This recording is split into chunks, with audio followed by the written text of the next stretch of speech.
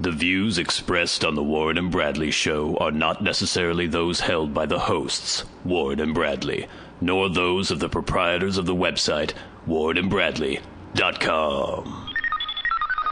5, 4, 3, 2, 1, fire!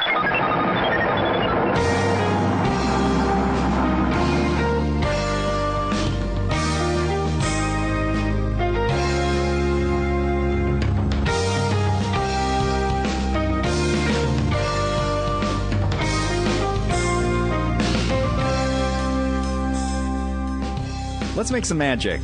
It is magic time, Warren. Hello, listeners. Welcome to the Warren and Bradley Show. I am one of your hosts, Bradley. And I'm the other host, Warren. Yes, excellent. So, you just arrived here through a monsoon. Oh, yeah. How's it? Because you walk everywhere. You don't have a car. I do. Does that irritate you in any way? No, the only thing that bothers me is wind. Yeah, the wind. The problem with wind is that it gets warm and then it's cold instantly. You know what I mean? What are you talking about? Well, you know what I mean? It's like it can be 40 degrees out and your body adjusts to like a certain temperature. Right. And then a huge gust of wind comes in and makes you very cold and it stops. And then you're back to being like 40 degrees.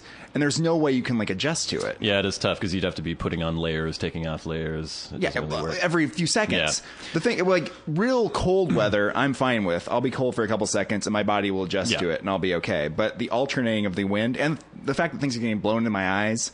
I don't like the wind because it messes up my hair. But actually, lately, since I've had my nice bulletproof hairdo now that I've affected, it's amazing how, you know, when I was a kid, I used to watch old movies and things like that where there'd be dudes with their fedoras on. Yeah. And then they take their hat off and their hair is still perfectly sculpted in this like amazing bulletproof part. It's like, how the hell did they do that? And now I figured out that it's the hair products that they use. You do have very nice hair right now. It's sculpted. This was the subject of debate last night when I went out and saw a bunch of friends and everyone had to comment on the hair and like some people were like, yeah, that looks great. I really like that. And then other people were not very impressed, but it makes you look like a preacher from the Depression. That's a good thing, right? I guess like if you could look really stern and really judgmental and be at a pulpit and talk about the end of the world and it would work perfectly. Yeah, I don't know see, that might be a problem because one issue I have already is that I seem kind of like a dick. Just if you just look at me, the look on my face, which I'm not usually aware of, but apparently I always look kind of angry when I'm just sitting by myself. Well, so maybe you don't, see people and kind of give them that nice little smile. No. Not really that big of a smiler, though, maybe. Not really. I look like an idiot when I smile.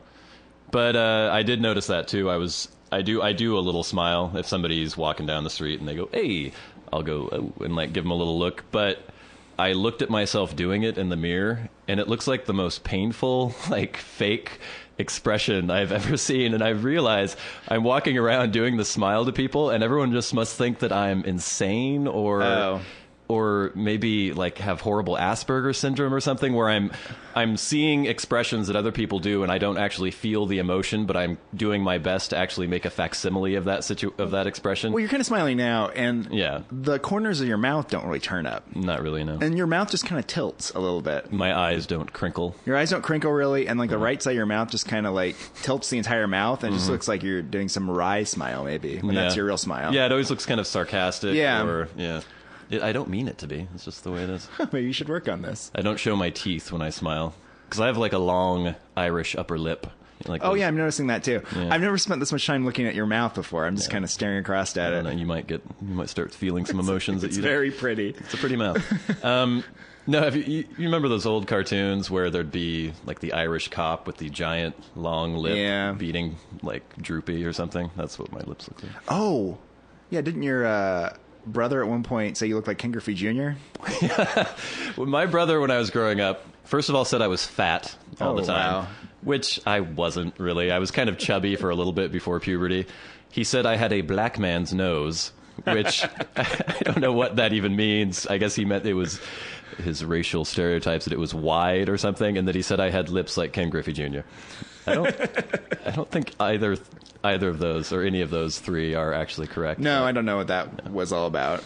Yeah, because I don't have like full pouty lips. No, you don't. No. I keep looking at them. Your nose is kind of broad. Thank you. I don't think that's bad, is it? I think for a man, it's okay to have a prominent nose, a masculine nose. Yeah. Well, it's not like it sticks out. It's just that it's like wide across your face, kind of. Actually had somebody suggest a segment for the podcast to me. Oh, yeah. The other day. I think, oh God. Was it a stupid idea? It was like Street Freak of the Week, or Freak of the Week. Street Freak of the Week. And it would be your interaction that week with someone that annoyed you, a homeless person that annoyed you. But see, then I would have to go out of my way to just wander the streets and tell somebody Doesn't crazy seem like it, because person. it seems like you're always having some sort of interaction. Usually. We just basically would be titling the segment. There was a funny little homeless dude today who was... He had the classic, like, 1930s tramp, kind of the unkept beard, and even his clothing, usually they all have, like, old North Face jackets or things. Yeah. And this guy had some kind of tweed, weird, button-up, like, boxy suit kind of thing on and stuff, and, like, really short pants that weren't long enough. Oh, yeah. And I don't know, he just looked perfect. And he was crouched under an eave, sheltering from the rain with a big boom box. That's the only thing that kind of ruined the illusion of a 30s tramp. But he was listening to Hurt So Good on the boombox and singing along. Hurt So Good. He's like, that's so good, yeah. And as I was walking by, somebody pulled into a parking spot, and they had like a really low undercarriage, and it went and crushed up on the curb, and he went... It's the little things. And just laughed and laughed and laughed. And the person got out of their car, and he was like... And they looked at him, and he's like... Ouch. And I don't even know if they knew what he was talking about, but it made his entire day, apparently. It's the simple things in life. It really is. The schadenfreude from... I don't even have a car. Well, I think homeless people would be more quaint if they did look like hobos from the 30s and had like a stick and bindle and stuff. It's kind of like when you see footage of Ethiopia or something, and there's all these starving people, and they got the flies buzzing around them, and they have like a Nike Cleveland Browns Super Bowl champions t-shirt on or something. Yeah. And you're like, yeah. You wonder, it's amazing to think of all these, I don't know, like maybe they print up a bunch of Super Bowl champion shirts That's where for they both go. teams. Yeah, and then they don't win, and so they ship them to Ethiopia. Yeah, apparently that's what they do, because every time someone's in the World Series or the NBA Finals, they have to have the shirts ready, because they put them on right afterwards, and they start selling them instantly. Right. So they just make an equal amount for the other team. They're useless now, and they send them off to Africa, and all the people wear them, thinking that like the Buffalo Bills They have this won whole 4 weird, straight Super Bowls. alternate history in Africa. Oh, yeah. Scott Norwood made those field goals. Bill Buckner made the great play at first base in the 86 series. All these things that they think is true. Well, I've noticed that too whenever I'm watching a documentary about some remote tribe that's hardly been contacted by Western society, and of course they've got some like Jordache genes or like cutoffs, and it's like kind of ruins the... Oh, it completely does, right? Yeah.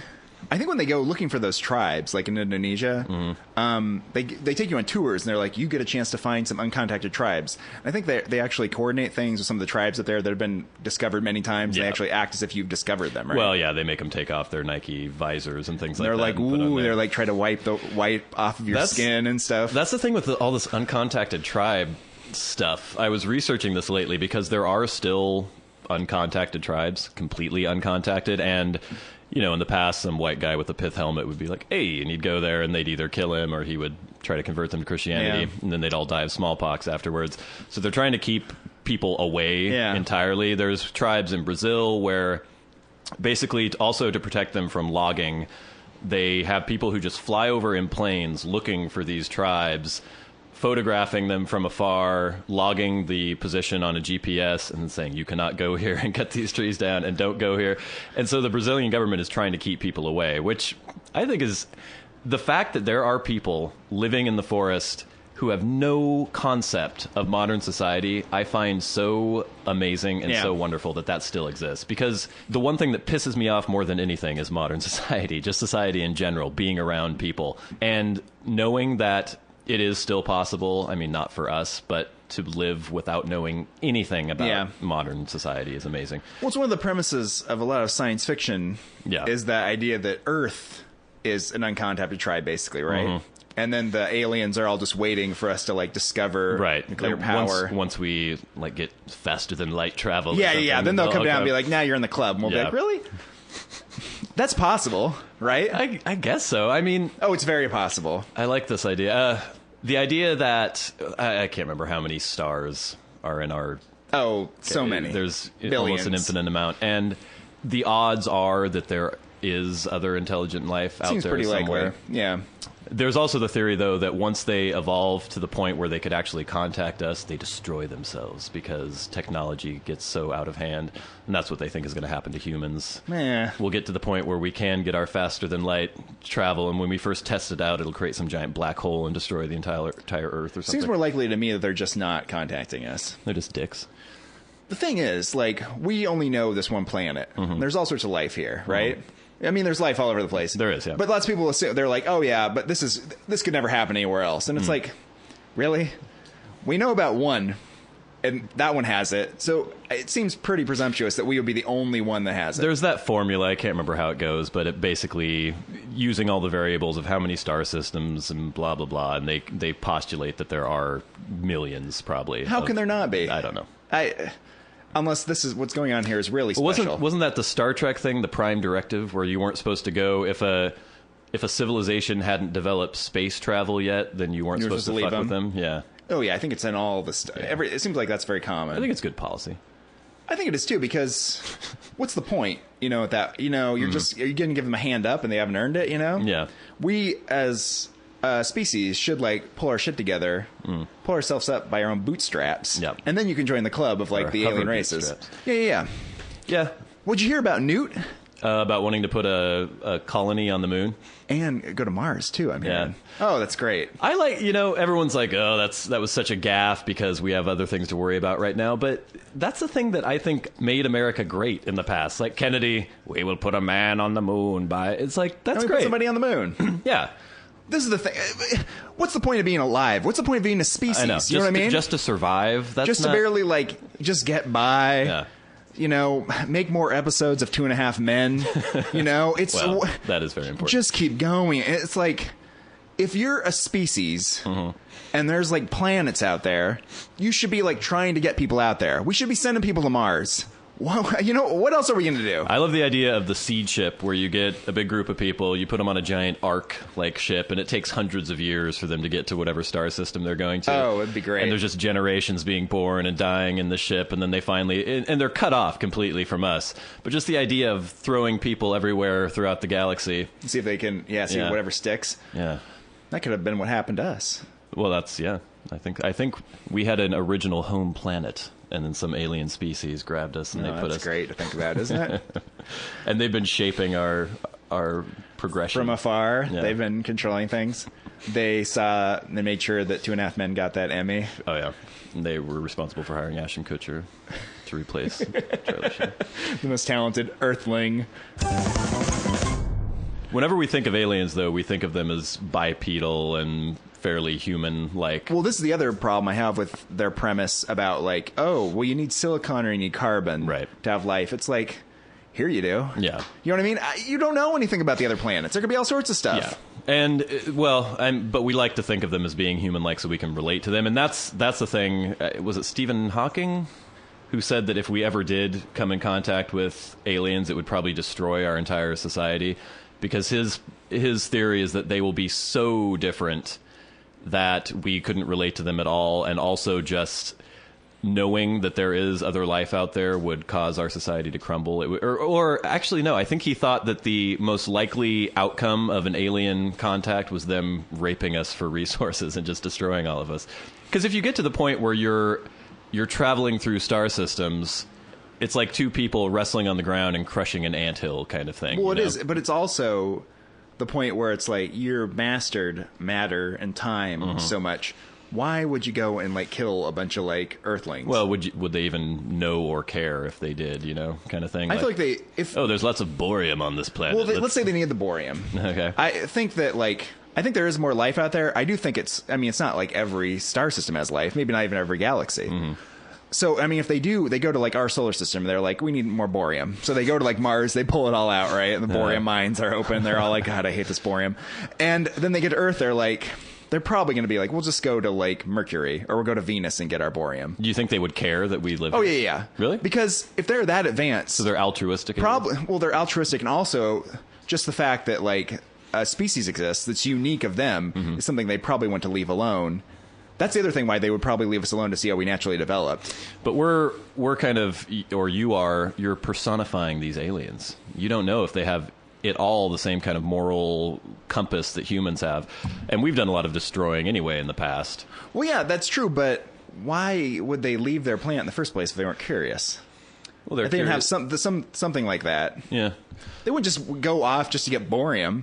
You know what I mean? They want to hang out. What if they need the bohrium? They really need bohrium. If they like live on bohrium, they're like, we need to eat more bohrium. What the hell is bohrium? Bohrium is real, right? It's on the Or am I thinking of periodic. boron? Yeah. Is it on the periodic table? Bohrium. I hope that bohrium exists because this whole argument will just fall apart. The other day, I was thinking about trying to memorize the periodic table. Oh, God. Oh, there it is, It's bohrium. a generic name for tungsten carbide granules. Oh, yeah, that's right. Which is very important for spaceship manufacture, apparently. What? How many spaceships do we make? No, I'm just... Oh, okay. I was like, for the aliens. That's good. The aliens need bohrium. So, okay. So the aliens... There's an alien species out there. Yeah. They're highly advanced.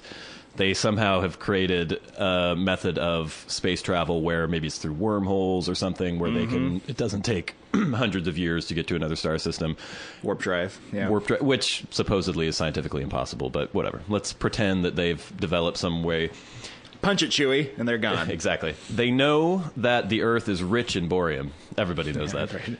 Everyone in the universe knows about Earth's plentiful bohrium supply. And there's kind of it's like a land grab. People are like, oh, we got to get to Earth and get this bohrium before the Xenods do. Oh, what a fun movie that would be. Yeah. And so we're here on Earth, minding our own business, fighting our wars, doing what we do. Suddenly, the giant alien fleet arrives with all their mining craft and, their planet crackers. They're going to come and get all the bohrium, like people of Earth. So they've researched Earth. They've gotten our radio waves. They've picked up satellites. They've watched our television. They've watched a lot of 2.5 Men. They believe that Ashton Kutcher is somehow the our leader. leader, probably. So the message comes over the airwaves that the aliens are here and that they are going to exterminate us. Uh-oh. What's your first reaction? What do you do? Where do you go? This is actually follows along. There was a Twitter question from our good friend at Caitlin Argyle who asked about if there was some sort of disaster, be it aliens, killer bees, what have you.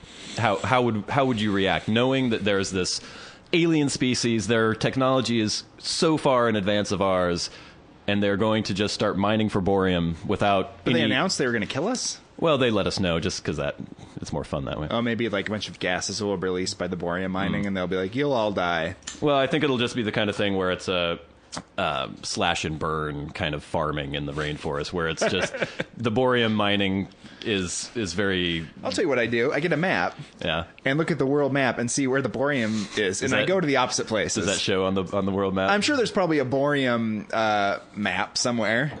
And I just get it on a train the or U.S. a plane. Geological Survey or something like that and figure that out. Sure. What else do they have to do? I mean, what are you going to do? Because you can't fight them. Well, would you try to form some sort of resistance?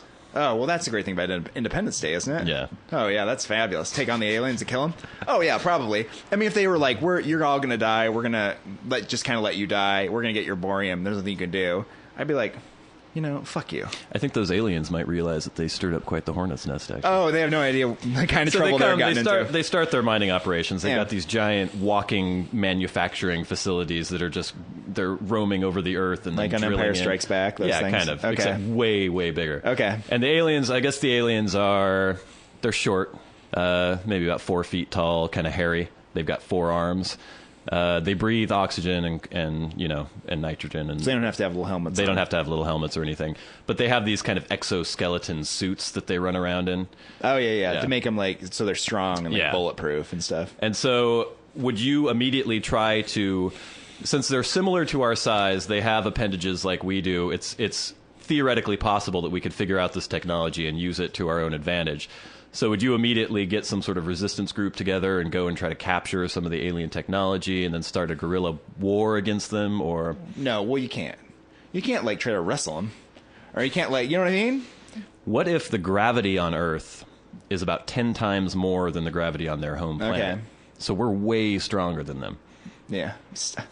Yeah, well, this is the thing. Doesn't that make a difference? You can travel between the stars. Yeah. There's no way you're going to get into, mano-a-mano, scrap with these, Earthlings, right? It'd be like, when we go to like capture like tigers or gorillas, just like going in there and taking them on equally and trying to like wrestle them down, we've got better technology. We can like tranquilize them. I was thinking about that a while ago. We'll get back to the aliens, but Good. wrestling with chimps, because chimps are really strong. Yeah. But they've also got the fang quotient that we don't have. Yeah. So I was thinking maybe if you muzzled a chimp and then cut their fingernails really short, and then, because the average chimp is about 6 times stronger than the average human male, but if you got some just amazingly powerful man, do you think he could would the chimp even wrestle? No, the chimp question. won't wrestle. The chimp will try to take off his gonads. Yeah. And will like take out his eyes. But Like really fast. Yeah, I don't in know. a savage way that a human being isn't ready to handle. I see the chimp just kind of trying to pummel him with his fists, and if No, the no, guy no, got him no. in a sleeper hold, maybe. If a chimp gets angry, a chimp goes batshit and like I would fucks you up. still probably put my money on the chimp, but I'd like to see. I mean, obviously, in our modern society, we can't force chimps to wrestle with humans anymore. But liberals. Jesus, come Democratic on, Party. lighten up. Obama's America. But getting back to the aliens invading, raping our planet for natural resources, do you think maybe humans put up more resistance than the aliens initially thought would actually occur? Yeah. And so the aliens think maybe we should start working. They start taking different public officials, maybe letting them work with the aliens, and the people are actually selling out humankind. But for the short term, they're getting like concubine slaves and What? well, they're taking Oh, like the humans that are. yeah. Oh, not the aliens. No, the aliens Okay. don't interbreed with humans. Okay, good. Well, maybe they. I don't know. I don't think they'd have any viable offspring if this occurred. But This all seems unlikely to me. do you think you would collaborate with the aliens if they gave you Oh, the option? no. No. I'm not a collaborator. You know what I mean? Yeah. I'm not that married to like life as it is, you know? But I'm certainly not going to like betray my species to the alien overlords just so I can stay alive longer. You know what I mean? But if you're gonna die anyway, because you probably will, wouldn't you want to spend the last years of your life fornicating and eating? I don't know. No, because I think I'd feel guilty. Yeah. I'd rather be a suicide bomber and try to blow up the aliens. That's the thing. Do you think we would try to use nuclear weapons against the aliens? This is the thing. If they're that smart to get here Yeah. and get our bohrium, there's no way they're not like accounting for that. Right? But you never know. They're like, oh, we want all the way to Earth, but we're too lazy to figure out if they have nuclear weapons. They're like, Yeah. oh crap, they do. Now we have to fight them. They probably just drop like neutron bombs on the Earth and kill all the people, Yeah. right? But And that's then not they a go very down. good movie. No, that's why these things would never happen the way that they think they would. Well, let's just hope that the first alien who comes a knocking isn't after our bohrium. I feel like we'll pass some threshold at some point. Like we'll leave the solar system, and then we'll get some message and be like, Hello. yeah, come join the like League of The Federation Planets or of- something. yeah. And we're like, oh, this is great. And then we have to send like an ambassador there and stuff. This is the exact plot of the Mass Effect video games, oh, good. which are great. I think sometime, I don't know, 150 years in the future, I don't know if they're on Mars or somewhere, they find evidence of like some old alien outpost, and it points them in the direction of somewhere else. They go and they find this giant Mass Effect relay, which is a way of catapulting ships through space-time. Oh, yeah. And so they manage to get that working, and they go, boo! And they get catapulted to this giant citadel space fortress, and there's all these aliens there. They're like, who the fuck are you? I'm like, we're humans. And then they join the Federation of Alien Races or whatever in the Citadel, and then some other horrible like robot race is coming and trying to kill everybody. But humans are like the new kids on the block in terms of galactic affairs. And musically, they're also Well, like, exactly. They're hanging tough. And nobody knows if they can trust humans. They're like the young upstarts, because humans Yeah. have solidified their position very quickly. They've taken to the new technology and made it their own, like reverse engineered things, because everyone likes to think that humans are amazing and that we could just run circles around all the aliens. And so people are like kind of distrustful of the humans, and then finally they finally become part of the Citadel Council, which is made up of like the most prominent alien races. Yeah. And there's a lot of contention, like humans shouldn't be here. And then good old Commander Shepard becomes the first human Sentinel, and the Sentinels are elite agents of the Citadel who go and solve problems throughout the galaxy. Oh, my. So he's kind of like. He's the ambassador for humans, basically, out in this alien world where people are like, I don't like you, so I don't like humans, or I do like you, so humans are cool. Celebrity Minute time, Brad. Celebrity Minute on the Warren and Bradley Show. Hot off the wire, we have something coming in about Demi Moore. Mm-hmm. Can you tell us more about that, Brad? So you haven't heard this story. No, I don't know. You didn't hear. This. She was rushed to the hospital. She had apparently collapsed in her home. She was confused, in and out of consciousness. Basically, there was a 911 call, I think either from her assistant or somebody at her home, saying that she had been doing whippets, and she was rushed to the hospital. I think, why would you do that?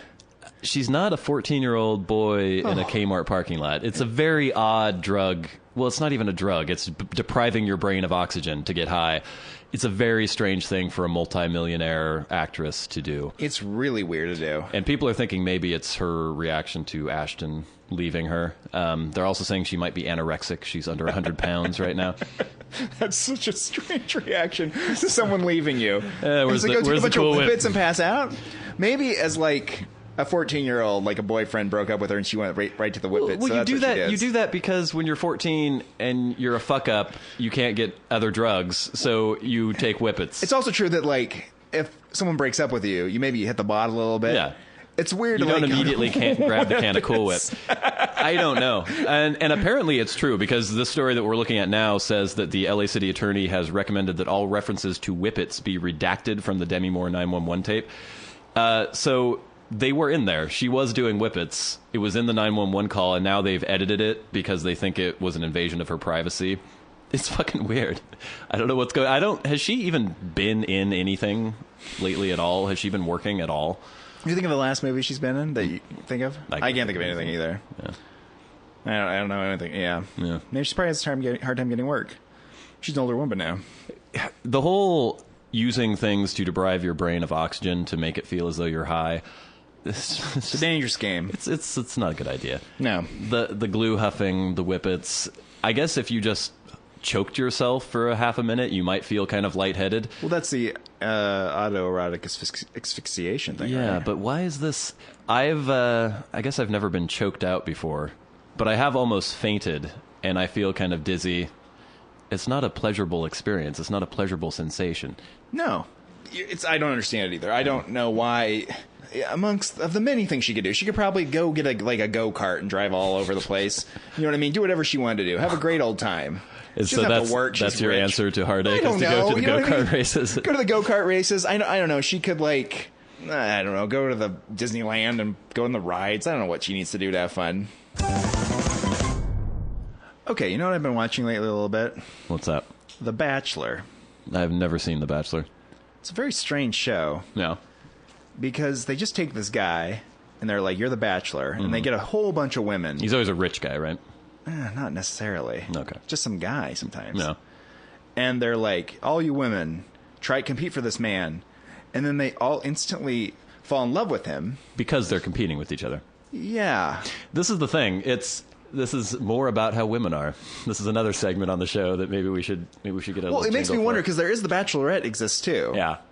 And does that happen to the men? The men all like, oh, I'm in love with her. I think the men because she's the woman that was put in front of me. The men are trying to screw the Bachelorette. The women are tricking themselves into feeling they're in love with the Bachelor. Like I said, I've never actually seen the show, but I can totally imagine whenever you get a group of women, you throw a guy in front of it and say, you guys are competing for this man. Suddenly it becomes very important. They start crying. They start rending their clothes. I could totally see it. That's why it's a genius idea for a show, because the drama will just immediately unfold. Oh, these women are desperate. Yeah. They are crying. They're freaking out. They're stabbing each other in the back. All for some guy they barely even know. How is this guy? Is he a catch? He owns a winery.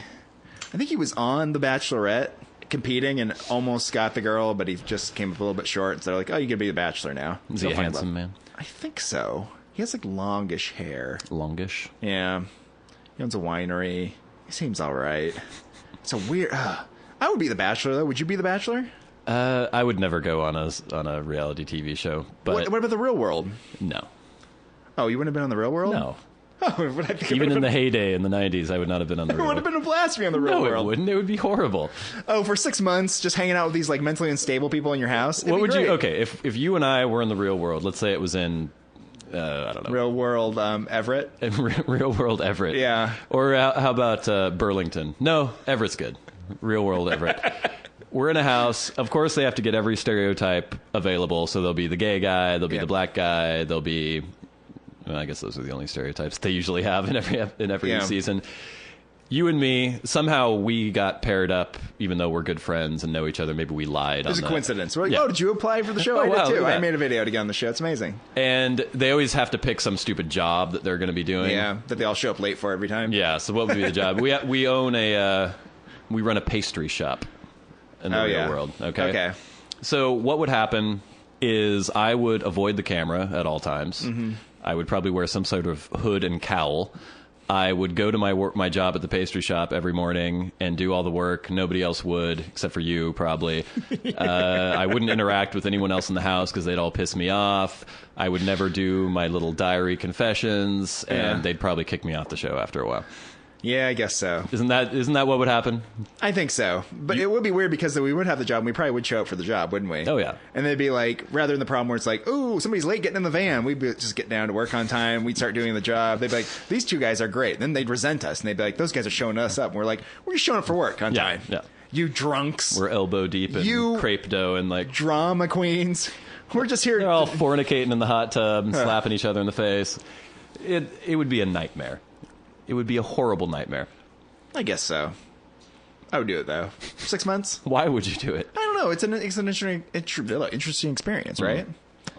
I guess, but then you're forever known as some douchebag who was on a reality television show. Well, not if you don't know anything douchey. You're just the guy with the cowl that never, that just kind of, walked through and made all the pastries all the time. And you're remembered for the great pastry shop you have, and you're like, everyone's like, oh, that was great. And you're like, you're on that show? You're like, yeah, I was sort of on the show, I guess. The Cal guy.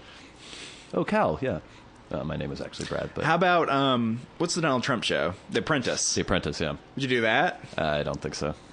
Why not? I stand by it. I would not be on it. Do they get paid to be on it? I'm assuming they must. Enough to get by to live when they're on the show. And they're fighting for on the Apprentice. Are they actually supposedly getting hired? Donald Trump's secretary or something. I don't know what they're fighting for. I've never actually seen an episode of that show. What I have been watching is Top Chef, though. Mm-hmm. That show, they're supposed to be trying to find out who's the best chef, right? Mm-hmm. So they have them make food, and they're like, this food is, terrible, this food's great. But really, they're just make this dish and do it really fast. And so they're just running around rushing. The show is basically about just throwing together something in a very short period of time and then serving it to somebody. Is that something that goes on in the restaurant business? Is that what a good chef does? I think that is an important aspect of it because you are under such pressure all the time and time constraints. I think it is being able to cook good food quickly. Maybe it is a valuable skill to have. I guess. The other day I was watching some a PBS one with Pepong or something. Pepong? Pepong? I can't remember his name. He's a French guy. Some older French guy. Uh-huh. And he was like, oh, I make this for you now. And he had an accent. And he had his boyfriend there. And he'd be like, oh, la. And they were joking around, making food. And they're like, we have a lovely time. And I was like, these guys look like having a great time. And I was like, that's what cooking should be like. Mm. Not be like, here's some Rice Krispies, a slab of bacon, and, some orange juice. Make me something. That sounds good. I guess you can make breakfast with that. Yeah. But, and do it really fast and then yell at him. I want to be on his show where it's now we cook you something. And he's like, okay. Well, that's what I always hate is what's that one chick's name? Rachel Ray. No, the skinny little Italian one. Oh, yeah, the desperate one. Is she desperate? She has a desperate look in her eyes. Yeah. She's has a really tiny neck. Yeah, I know you're talking about. I've seen her in the books. It's her show or Jamie Oliver where they're cooking and then at the end they always have to have we're having a completely spontaneous gathering of friends to come over and have this food. And they make the whole food centric lifestyle seem so appealing where everyone's like, oh, these canapes are amazing and I don't know. It's just they're all laughing and drinking wine and eating these pastries and I don't know. Do you ever do this? Not really. I don't know. Well, I like to cook for myself. I'll make myself a little bit of food. Mm-hmm. The problem with when I cook for myself is I think it's fine. Other people are like, this is garbage. Yeah. I'm like, it's fine. It's good enough. And they're like, no, I would never eat this. I'm like, well, fair enough. I won't cook for anyone because no one likes my food I make. I will say I do occasionally enjoy if I have a girl over or something cooking dinner. That kind of amuses me. But maybe I am kind of indifferent about it because I've never had a girlfriend who cooked for me ever. Really? I always cooked for them. That's bizarre. Yeah. kind of gender roles are you playing with here, buddy? Well, I don't know. I think it's this generation of... Oh, it's feminism. Yeah, it might be. Like, we're not going to be in the kitchen. It's like, well, you still have to know how to feed yourself. Come on. I've dated girls who would ruin... There was one girl I dated who could not make instant macaroni and cheese. Oh. She would burn it every fucking time. Oh. Like, just put the timer on. Yeah. Like, oh, it's too hard. I'm like, oh my God. Didn't know how to boil an egg. There was one time where I was like... Oh, I'm going to make some egg salad sandwiches. She's like, oh, I'll make those. It's like, really? Oh, that seems dangerous. Okay. And so she went in the kitchen. I wasn't paying any attention to what was going on. Finally, I heard this like, bam, like all these explosions. I go in there. She had put like maybe an inch of water in the pot and then turned up the heat as far as possible and then threw a bunch of eggs in there. So they weren't With even... eggs in their shell? Yeah, they weren't even submerged in the water. And so basically it boiled all the water off and then it like, the eggs just exploded. I was like, what were you doing? It's like, I was boiling the eggs. Oh my God.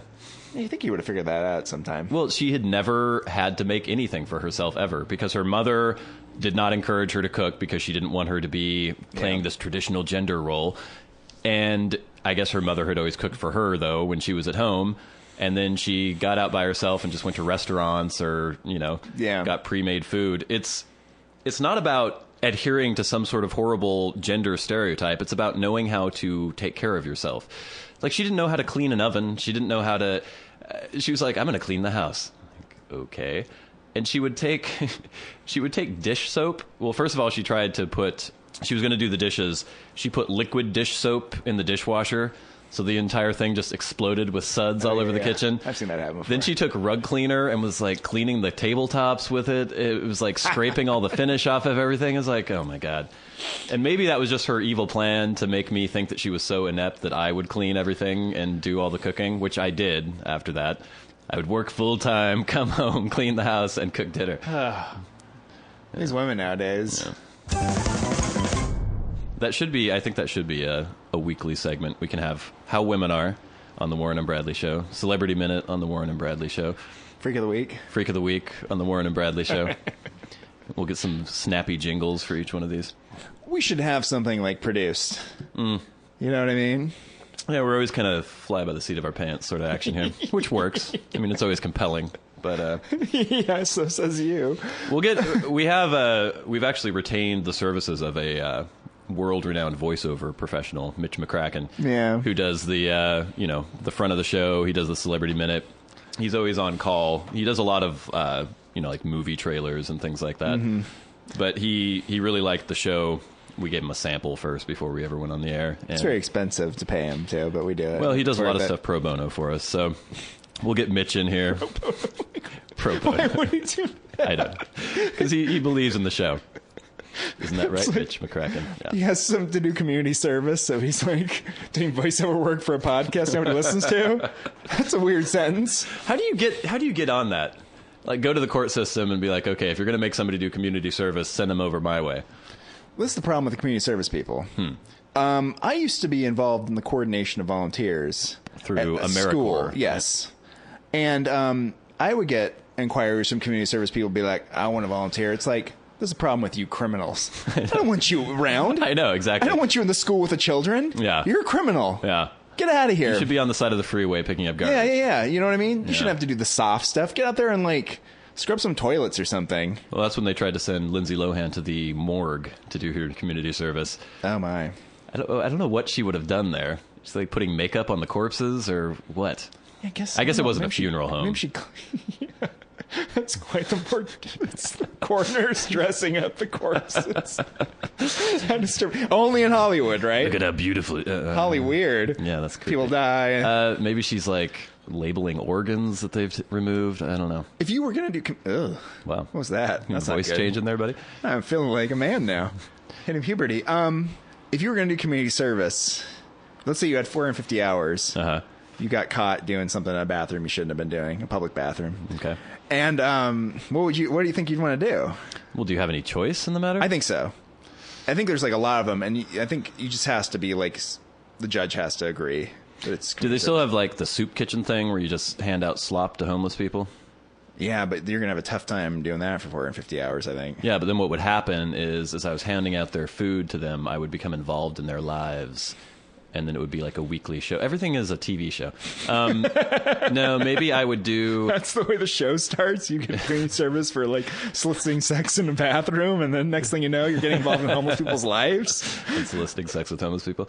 No, maybe if there was a job of like sponge bathing kittens, that'd be fun.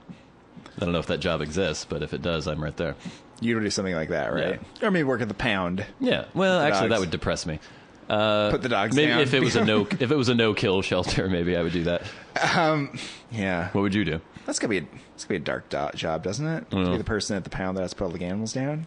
I don't know. I guess I wouldn't work at the pound. Maybe try to save the animals. Yeah, it'd be hard though, because when you'd be like, you're like got this little adorable little dog, and you're like, attached. Down you go, buddy. And you're like, why can't I just take this one home? Next thing you know, you have like 100 animals at your house, right? I had a friend in the past who worked at the dump, and he said every week a truck would come from, I don't know if it was from vets or from the home or from the pound, but there would be all these bags of dead animals in the back of a truck. That'd be a very demoralizing day. Like, here comes the shipment of dead dogs. I heard somebody talking about if you work at the old slaughterhouse and you're the one that kills the animals, you know, that you don't do that for like a long period. They like rotate that job. Yeah. So you do it, bam, bam. I would hope that, I mean, hopefully it's always done very humanely, but I would think that if you had somebody who enjoyed it too much... Oh, yeah, that's that would be a sign, problem, isn't it? Yeah. You would want someone to be a little bit reticent about doing that, you know? Yeah. And then give him a break every once in a while. It's like the guy who fries the dude in the electric chair. It's a tough job. Oh, the thing that they do with the firing squad, like they used to have in Utah. Yeah. Where they would give... One bullet. One bullet, or they give a bunch of guys bullets and one would have a blank or something. Yeah, so nobody So you knew could if they always were the think ones it was who killed possible you didn't kill them, Yeah. which is some psychological thing too. Mm-hmm. Yeah. I don't know how they do it with the electric chair. If there's just the guy and like flip There's the like switch. 3 switches. Yeah, And they all pull everybody pulls one at the same time.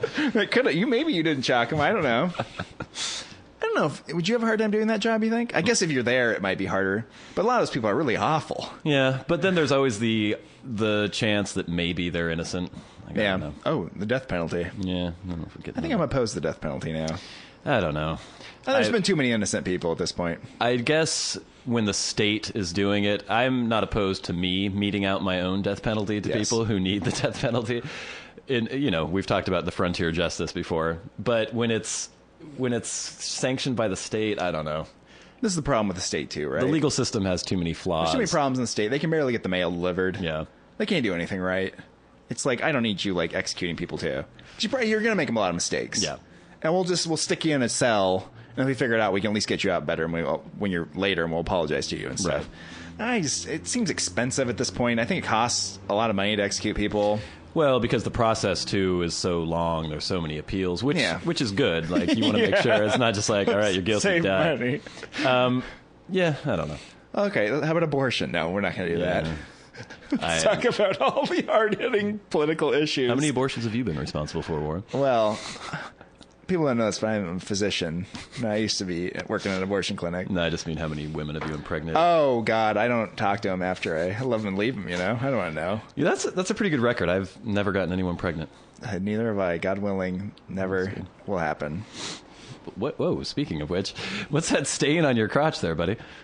That's disgusting looking, isn't it? It looks like dried, if we got a black light in here. Oh, man. That Did you have terrible. Were you wearing those pants last night and had like a wet dream or something? I'm sure it must have been. I had some milk before I came. I guess I spilled milk on there, but it looks like incriminating as hell. We've got lots of crotch problems in this show. Whether it be my penis escaping, your sperm-drenched clothing. Oh, that's terrible. God, did somebody jack off on you? I don't know. I don't even want to. I got to change my pants. Next time on the Warren and Bradley Show. That's annoying. I killed the kid I was going to kill him. Really quietly. You know what I mean? And then if he like cries and he runs back to his mom and goes, that man said he would kill me. I'd just be like, what are you talking about? I've also heard he has a giant penis. Have you heard Really? that? Yeah. Where'd you hear that? Yeah. You're going to have to give me like chest compressions, massage. You'll have to strip off all my wet clothes. No. You would have to use your own body heat to warm me. I just leave you for dead. No, come on. I might fish your body out and then eat you. I think if CeeLo fell through the ice anyway, some beluga whales would come along and He'd join the pod, yeah, probably. He'd be fine. Take that, CeeLo. Ooh, fuck you. Do, do, do. The Warren and Bradley Show. Available on iTunes and at warrenandbradley.com.